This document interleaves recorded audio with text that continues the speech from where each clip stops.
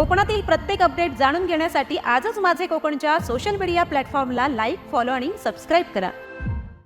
नमस्कार, मी प्रणाली भोसले. माझे कोकणच्या प्राईम टाइम बुलेटिनमध्ये आपल्या सर्वांचं मनपूर्वक स्वागत करते. बुलेटिनला सुरुवात करण्याआधी पाहूयात हेडलाईन्स.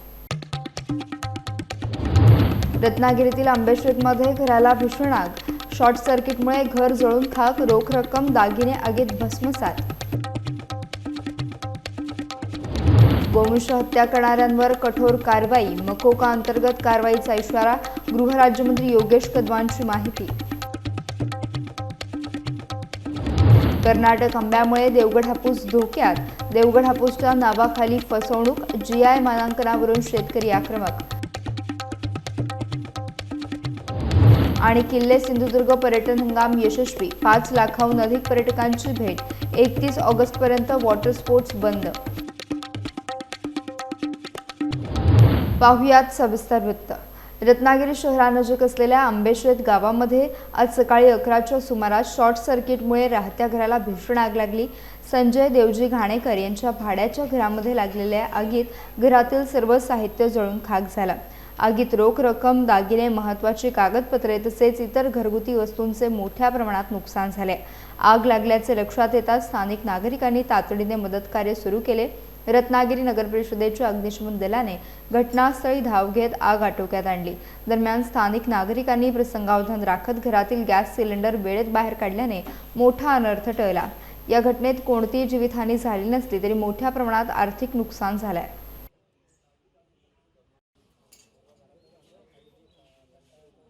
साडे 10चा टायमिंग आहे. 10:30 वाजता ह्या घराला आग लागली. या घरात कोणी नसताना इलेक्ट्रिक लाईटने पेट घेतला आणि त्याच्यात पूर्ण घर भस्मसात झालेलं आहे. संजय देवजी घाणेकर हे कुटुंब त्या घरामध्ये राहत होतं. ह्या घराचं सगळं अगदी टोटल अगदी पूर्ण अगदी भस्मसात जळून खाक झालेलं आहे. काही एक नाही. त्यामुळे सरकारने त्यांना मदत करावी हा आमचा सर्वांचा प्रयत्न असेल. मी गणेश कमलाकर भारती, नगरसेवक. अंदाजे किती रक्कम आणि काय काय? अंदाजी रक्कम आता सांगायची म्हटली तर जवळजवळ 5-6 लाखाच्या घरामध्ये आहे. तेवढी सरकारने आम्हाला मदत करावी. महाराष्ट्रात गोमाता तसेच गोवंश हत्या करणाऱ्यांविरोधात आता अधिक कठोर कारवाई करण्यात येणार असल्याची माहिती गृहराज्यमंत्री योगेश कदम यांनी दिली. प्रसारमाध्यमांशी बोलताना त्यांनी गोवंश हत्या करणाऱ्यांवर थेट मकोका अंतर्गत कारवाई केली जाणार असल्याचं स्पष्ट केलंय. महाराष्ट्राचे मुख्यमंत्री माननीय देवेंद्र फडणवीस साहेब, उपमुख्यमंत्री माननीय एकनाथ शिंदे साहेब आणि सुनील पवार तिघांचे मनापासून अभिनंदन करतो. महाराष्ट्रामध्ये आजपासून जर का कोणी गोवंश हत्या केली आणि जर का हा गुन्हा करत असताना जर का संघटित गुन्हेगारी आहे असं का लक्षात आलं तर यांच्यावरती, ह्या गुन्हेगारांवरती मकोका लावण्याची तरतूद ही आजपासून आपण लागू केलेली आहे. माननीय मुख्यमंत्री महोदयांनी अधिवेशनाच्या दरम्यान फ्लोरवरती दिलेला हा शब्द होता आणि आज तो खरा ठरलेला आहे. मी पुन्हा एकदा मुख्यमंत्री महोदयांचं अभिनंदन करतो. जी गरज याकरता होती, अनेक अशा संघटना होत्या, अनेक असे अर्ज आमच्यापर्यंत येत होते, आमच्याकडे अनेक अशा तक्रारी येत होत्या की एका ट्रकमध्ये 200, 300 तिथे आपल्या गायींना गोमाताला तिथे भरून त्यांना एका ठिकाणी घेऊन द्यायचे, त्यांची कत्तल करायची आणि त्यांचं गोमांस हे अनैधरित्या ते ट्रान्सपोर्ट करायचं. तर यामध्ये 2 गोष्टी आपण महत्त्वाच्या केलेल्या आहेत. असं वारंवार जे गुन्हे करतायत त्यांच्यावरती आता मकोका कारवाई होईल. आणि दुसरं, ज्या गाड्यांचा वापर ह्या गुन्ह्यांकरता वारंवार केला जातोय त्यांच्यावरती देखील कायदेशीररित्या आता कडक कारवाई केली जाईल. मला वाटतं जे परिपत्रक आज निघालेलं आहे, मी पुन्हा एकदा मुख्यमंत्री महोदयांचं मनापासून अभिनंदन करतोय. देवगड हापूस आंब्याच्या नावाखाली कर्नाटक राज्यातील आंब्यांची विक्री होत असल्याचा गंभीर आरोप करत सिंधुदुर्गातील आंबा बागायतदार शेतकरी आता आक्रमक झालेत. ओसरगाव टोलनाक्यावर कर्नाटकातील आंबा विक्रेत्यांच्या स्टॉलवर धडक देत शेतकऱ्यांनी आंबे रस्त्यावर फेकून जोरदार आंदोलन केले. काही स्टॉल उद्ध्वस्त करत संतापही व्यक्त करण्यात आला. देवगड हापूसला GI मानांकन मिळालेले असतानाही देवगड हापूसच्या बॉक्समध्ये कर्नाटकातील आंबे विकले जात असल्याचा आरोप शेतकऱ्यांनी केला आहे. या प्रकारामुळे स्थानिक आंबा उत्पादकांचे मोठे आर्थिक नुकसान होत असल्याची भावना व्यक्त केली जाते. दरम्यान सरकार आणि अन्न व औषध प्रशासन विभागाने तातडीने कारवाई न केल्यास APMC मार्केट तसेच कोल्हापूर आणि सांगली बाजारातही आंदोलन छेडण्याचा इशारा शेतकऱ्यांनी दिला आहे. स्थानिक बागायतदारांवर कारवाई होते, मात्र बाहेरील आंबा विक्रेत्यांकडे प्रशासन दुर्लक्ष का करताय असा सवाल उपस्थित करत शेतकऱ्यांनी कठोर कारवाईची मागणी केली.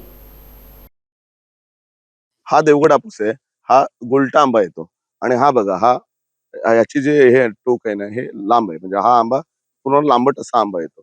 देवगड आंबा हा पूर्णतः गोलटा असतो आणि ह्याच्यात खाल्यानंतर म्हणजे कटिंग जर आपण केलं तर हा केसरी आंबा निघतो. हा आंबा केसरी निघत नाही. त्याच्यानंतर आपण आंबा जरी खाला देवगड हापूस 10-15 मिनिटानंतर हात म्हणजे हात धुतल्यानंतर 10-15 मिनिटानंतर सुद्धा याचा जो स्मेल आहे तो तसाच राहतो.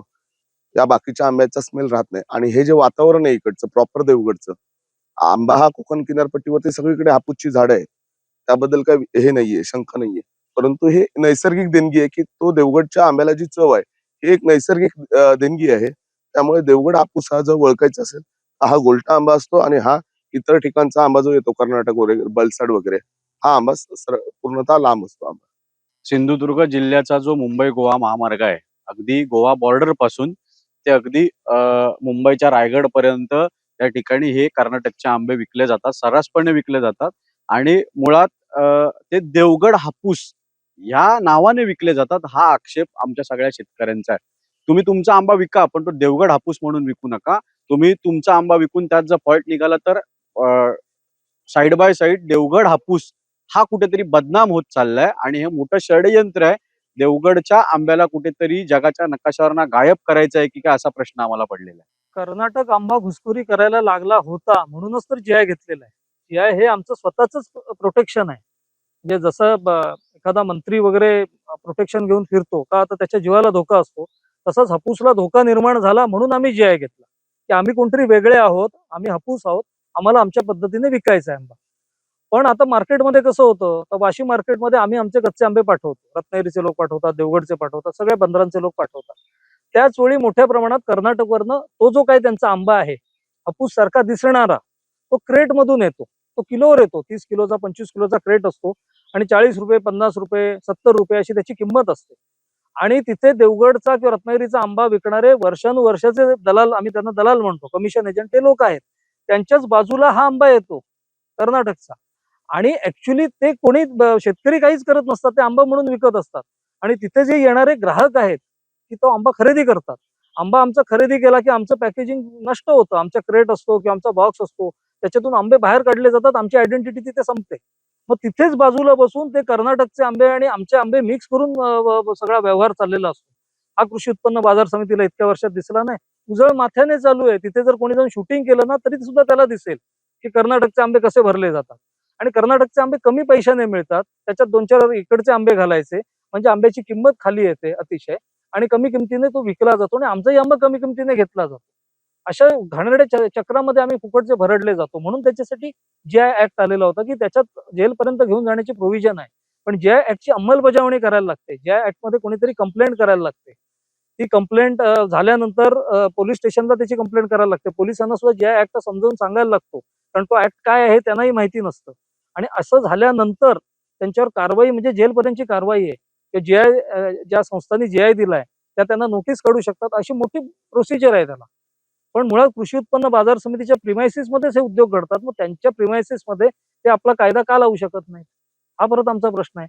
जिकडे तिकडे कृषी उत्पन्न बाजार समित्यातूनच ही भेसळ होते सगळी. कोकण स्थानिक स्वराज्य संस्था विधान परिषद निवडणुकीच्या पार्श्वभूमीवर महायुतीत पुन्हा एकदा धुसफूस सुरू असल्याचे चित्र पाहायला मिळत आहे.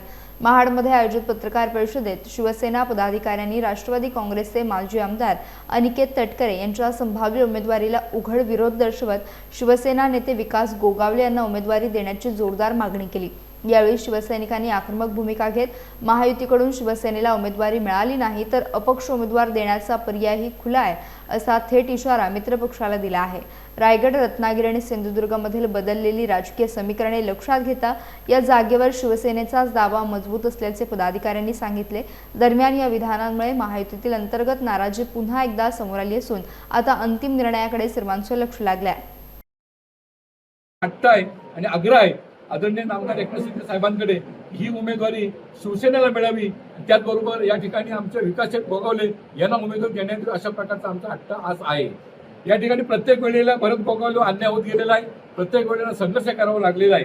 आज या ठिकाणी 1.5-2 वर्षापासून या ठिकाणी पालकमंत्री पदाच्या बाबतीत सुद्धा बरेचसे गोगोलेंना बाजूला ठेवण्याचं काम या ठिकाणी राष्ट्रवादीचे सुनील तटकरे करत आहेत. आपण खासदारकीच्या निवडणुकीमध्ये सुद्धा पाहिलं की खासदारकीच्या निवडणुकीमध्ये सुद्धा या ठिकाणी शिवसेनेचे नामदार असताना सुद्धा या ठिकाणी आम्ही सहन केलं. या ठिकाणी नामदार एकनाथ शिंदे साहेब भरत गोगावले यांचा आदेश मांडला आणि घड्याळावर मतदान करण्याची इच्छा नसताना सुद्धा आम्ही या ठिकाणी महाराष्ट्रातून एकमेव फक्त खासदार निवडून आले. जिल्हा परिषदेच्या निवडणुकीमध्ये सर्वात 1 नंबरचा पक्ष शिवसेना होता आणि मग शिवसेना 1 नंबरचा पक्ष असताना सुद्धा त्या ठिकाणी सुनील तटकरेंनी भाजपजवळ संदर्भातून सर्व जिल्हा सदस्यांना त्यांनी बाजूला करून त्या ठिकाणी 1 महिना त्या ठिकाणी कॅम्प केला आणि शिवसेनेला बाजूला ठेवण्यासाठी फार मोठं षडयंत्र नसलं. परंतु शेवटच्या क्षणाला आदरणीय फडणवीस साहेबांनी आदेश दिला आणि म्हणून या ठिकाणी शिवसेनेला अध्यक्षपद न मिळताना सभापती पदावर समाधान मानावं लागला. अशा प्रकारचं लोकसभा असेल, पालकमंत्रीपद असेल, या ठिकाणी जिल्हा परिषद अध्यक्ष असेल, या प्रत्येक वेळेला सुनील तटकरेंनी आमच्या शिवसेनेवर अन्याय केलेला आहे आणि आज या ठिकाणी आमची मागणी अशी आहे, या ठिकाणी जास्त मतदार शिवसेनेचे आहेत आणि शिवसेनेचा आमदार येऊ शकतो, निवडून येऊ शकतो, अशा प्रकारची या ठिकाणी परिस्थिती आहे आणि म्हणूनच ही जागा सोडता कामा नये. जर काही कारणास्तव जागा सोडली गेली तर मैत्रीपूर्ण लढवेल आणि शिवसेनेचा उमेदवार या ठिकाणी विकासासाठी गोगावले असतील अशा प्रकारचा या ठिकाणी उठाव शिवसैनिकांनी केलेला आहे आणि तो उठाव वरिष्ठांवर पोहोचवण्याचं काम सर्व शिवसेना पदाधिकारी आम्ही तयार आहोत. ओडिशामध्ये टाटा पॉवरकडून तब्बल 10,000 वीज कंत्राटी कर्मचाऱ्यांची कपात करण्यात आल्याच्या पार्श्वभूमीवर महाराष्ट्रातही तीव्र प्रतिक्रिया उमटू लागल्या आहेत. भुवनेश्वर येथे सुरू असलेल्या ऐतिहासिक आंदोलनाला भारतीय मजदूर संघाशी संलग्न महाराष्ट्र वीज कंत्राटी कामगार संघ आणि महाराष्ट्र वीज कामगार महासंघाने जाहीर पाठिंबा दिला. या पार्श्वभूमीवर महाराष्ट्रातील विविध वीज कार्यालयांसमोर निषेध सभा आणि आंदोलनांचं आयोजन करण्यात आलं. संघटनेचे प्रदेशाध्यक्ष निलेश खरात यांनी आज वेळ ओडिशाची आहे, उद्या महाराष्ट्राचीही येऊ शकते असा इशारा देत खासगीकरणाविरोधात सर्व कामगारांनी एकत्र राहण्याचे आवाहन केले. दरम्यान संघटनेचे प्रतिनिधी सचिन मेंगाळे आणि निलेश खरात हे भुवनेश्वर येथे दाखल झाले असून त्यांनी आंदोलनकर्त्या कामगारांशी चर्चा करत संपूर्ण पाठिंबा जाहीर केला. वीज क्षेत्रातील खासगीकरणामुळे कंत्राटी आणि कायमस्वरूपी दोन्ही प्रकारच्या कर्मचाऱ्यांच्या नोकऱ्या धोक्यात येत असल्याची चिंता संघटनांकडून व्यक्त करण्यात आली आहे. मालवण आणि ऐतिहासिक किल्ले सिंधुदुर्गला यंदाच्या पर्यटन हंगामात पर्यटकांनी मोठी पसंती दिली आहे. यावर्षी तब्बल 5 लाखाहून अधिक पर्यटकांनी किल्ले सिंधुदुर्गला भेट देत छत्रपती शिवाजी महाराजांच्या ऐतिहासिक जलदुर्गाचे दर्शन घेतले. महाराष्ट्र सागरी मंडळाच्या आदेशानुसार पावसाळ्यातील संभाव्य धोके लक्षात घेऊन 26 मे पासून मालवणमधील जलपर्यटन, वॉटर स्पोर्ट्स आणि किल्ले प्रवासी वाहतूक बंद करण्यात आली आहे. हा बंदी आदेश 31 ऑगस्टपर्यंत लागू राहणार असून 1 सप्टेंबरपासून नवीन पर्यटन हंगाम सुरू होणार आहे. बंदर विभागाच्या आकडेवारीनुसार यंदा 5,35,160 पर्यटकांनी किल्ले सिंधुदुर्गला भेट दिली.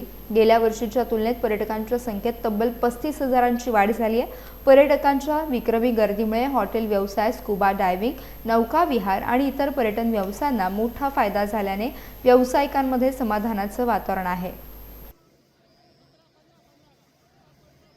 पहिल्यांदाच मालवण या बीचवर आलेलो आहे आणि अतिशय छान मला या ठिकाणी वाटत आहे. हे वाढत्या उन्हाच्या तापमानामुळे आम्ही थंड हवा मिळण्यासाठी या ठिकाणी आलेलो आहे आणि दरवर्षी नक्कीच या ठिकाणी मी येऊन आनंद घेण्याचा प्रयत्न करेन.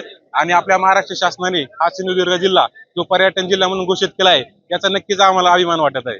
एकदम छान गेलाय पूर्ण हंगाम. म्हणजे ऍक्च्युली डिसेंबरचा आम्हाला दिवाळीचा सीझन डिसेंबरचा मिळाला. दिवाळीचा सीझन आमचा टोटली 10 दिवसाचा ऑफ गेला वादळामुळे, तुम्हाला सर्वांना माहितीच असेल.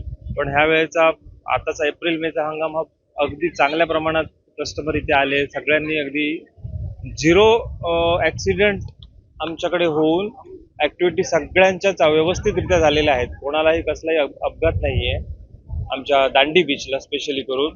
आणि व्यवस्थितरित्या चांगल्या प्रमाणात कस्टमर झाले आहेत, भरपूर प्रमाणात. गोव्याच्या तुलनेत आज दांडी बीच हा एक नावाजलेला बीच झालेला आहे. दरवर्षीपेक्षा गोव्याच्या तुलनेत आमच्याकडे जो कस्टमर यायचा त्याच्या जवळपास 50% वाढला आहे यावर्षी. पूर्ण सीझन अगदी तुम्ही नोव्हेंबर डिसेंबर पासून आजपर्यंत जवळपास 50% कस्टमर एक्स्ट्रा आलाय ह्या वेळेला. भरपूर प्रमाणात कस्टमर झालेत. आज मालवणची अवस्था, ट्रॅफिक बघताय, गाड्या बघतायत, एवढं प्रचंड गेल्या वर्षीच्या तुलनेत मॅक्झिमम 50% वाढ झाल्यामुळे सगळं दिसत आहे चित्र.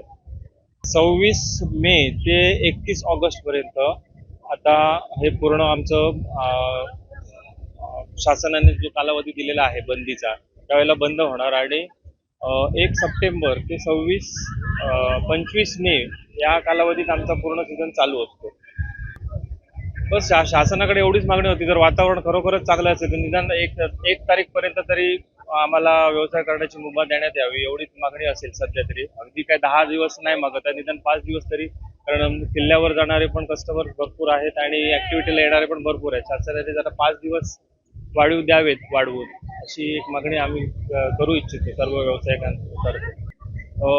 देवबाग तारकर्लीला म्हणजे म्हातारीची चूळ बंद झाली आहे, डॉल्फिन्स राईड्स बंद झालेले आहेत. आता शिल्लक राहिलेले आहेत तर फक्त आणि फक्त दांडी बीचला वॉटर स्पोर्ट्सचे राईड्स आणि पॅरासेलिंग आणि स्कुबा डायव्हिंग एवढं सगळं चालू आहे इथे. आणि वातावरण तर सध्या तरी शांत आहे, अजून 4-5 दिवस तरी काही चिन्ह दिसत नाहीत पावसाची आणि समुद्र खवळायची. शासनाने जरा विचार करावा या गोष्टीचा. मधुमेहामुळे डोळ्यांच्या पडद्यावर होणाऱ्या गंभीर परिणामांबाबत जनजागृती करण्यासाठी खेड येथील इन्फिगो आय केअर हॉस्पिटलमध्ये 28 आणि 29 मे रोजी विशेष रेटिना तपासणी शिबिर आयोजित करण्यात आले आहे. शंकर नेत्रालय चेन्नई येथील प्रख्यात रेटिना तज्ज्ञ डॉक्टर प्रसाद कामत हे या शिबिरात मधुमेहामुळे होणाऱ्या डोळ्यांच्या आजारांचे निदान, उपचार आणि शस्त्रक्रिया करणार आहेत. डायबिटीजमुळे डोळ्यांच्या पडद्यावर रक्तस्राव, सूज किंवा दृष्टी कमी होण्यासारख्या गंभीर समस्या निर्माण होऊ शकतात. त्यामुळे नियमित तपासणी अत्यंत महत्त्वाची असल्याचे डॉक्टरांनी सांगितले. इन्फिगो आय केअर हॉस्पिटलमधील अत्याधुनिक रेटिना विभाग, B scan, green laser, 3D OCT आणि अत्याधुनिक विट्रेक्टॉमी मशीनने सुसज्ज आहे. या विशेष शिबिरासाठी पूर्वनोंदणी आवश्यक असून मधुमेह असलेल्या नागरिकांनी नियमित रेटिना तपासणी करून घ्यावी असे आवाहन इन्फिगो आय केअरचे व्यवस्थापकीय संचालक डॉक्टर श्रीधर ठाकूर यांनी केले आहे.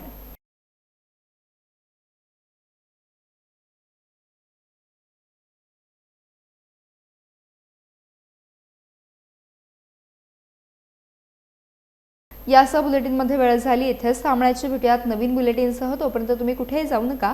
पाहत रहा फक्त माझे कोकण.